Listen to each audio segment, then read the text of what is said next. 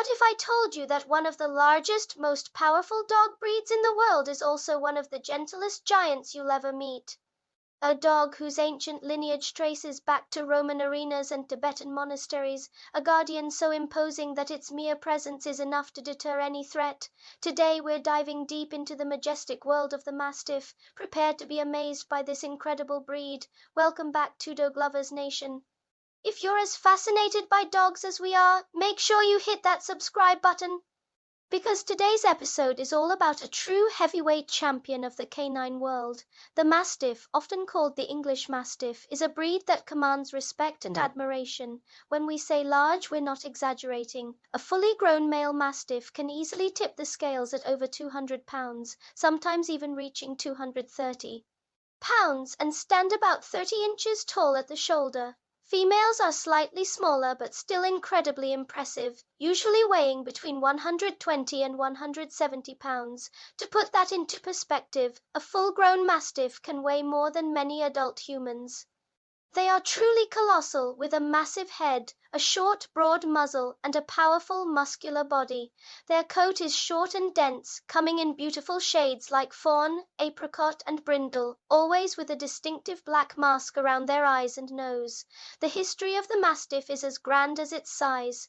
These dogs are ancient, with their ancestors believed to have originated in the mountains of Asia, possibly Tibet, thousands of years ago. They were used as formidable war dogs and guardians by ancient civilizations. Carvings from Babylonian times, dating back to 2200 BC, depict huge Mastiff-type dogs hunting lions. It's believed that traders brought these dogs from Asia to other parts of the world, including Greece and Rome. The Romans were so impressed by the strength and courage of the Molossus dogs, the Mastiff's ancestor, that they used them in the Colosseum as gladiators, pitting them against bears, tigers, and even human warriors. When the Romans invaded Britain in 55 BC, they encountered the equally fierce Mastiffs owned by the Britons. These British dogs were so formidable that Caesar himself noted their prowess, and many were taken back to Rome to fight in the arenas. This is where the English Mastiff line truly began to develop. In medieval England, they were prized as estate guardians, protecting castles and manors from intruders and poachers. A single Mastiff was said to be capable of taking on a wolf pack. They were so valued that at one point it was illegal for anyone but the nobility to own one.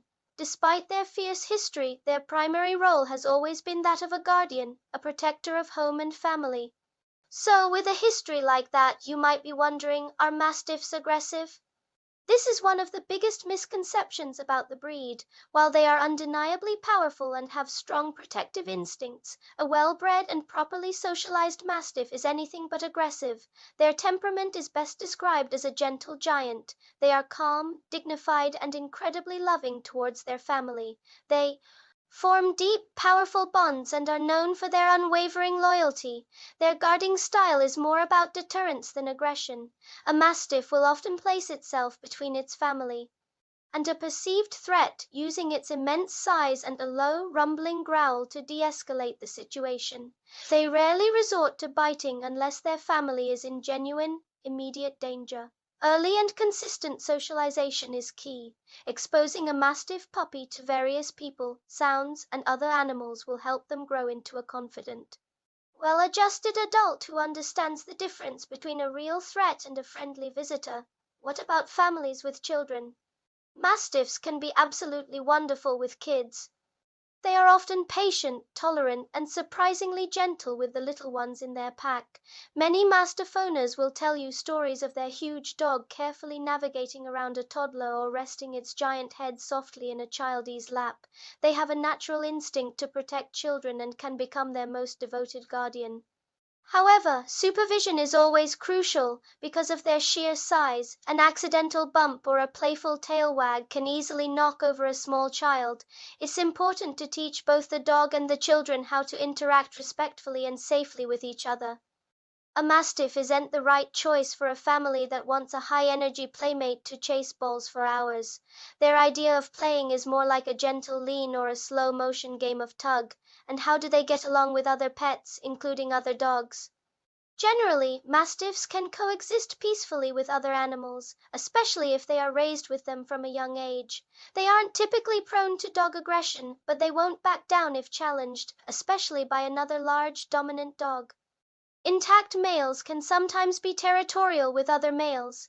Again, early socialization is the most important factor. When they grow up with other dogs or even cats, they often see them as part of their family to be protected. Their calm demeanor can even have a soothing effect on more anxious pets in the household. It's always wise to manage introductions to new pets carefully, but with the right approach, a mastiff can be a loving member of a multi-pet household. Now let's talk about the practical side of owning a mastiff. Living with one of these giants comes with its own unique set of challenges. First, space. While they are surprisingly low energy and happy to be couch potatoes, they are not suited for small apartments. They need room to stretch out and move around without constantly bumping into furniture. A securely fenced yard is also highly recommended. Not to keep them from running away, but to give them a safe space to lounge and patrol their territory. And then there's the drool. Yes, the rumors are true. Mastiffs drool a lot, especially after eating, drinking, or when they're excited. Owners often keep drool rags strategically placed around the house and learn to embrace the slobber as part of the breed's charm. They are also known for their impressive snoring and other comical noises. Living with a mastiff is an experience filled with love, laughter, and a bit of mess.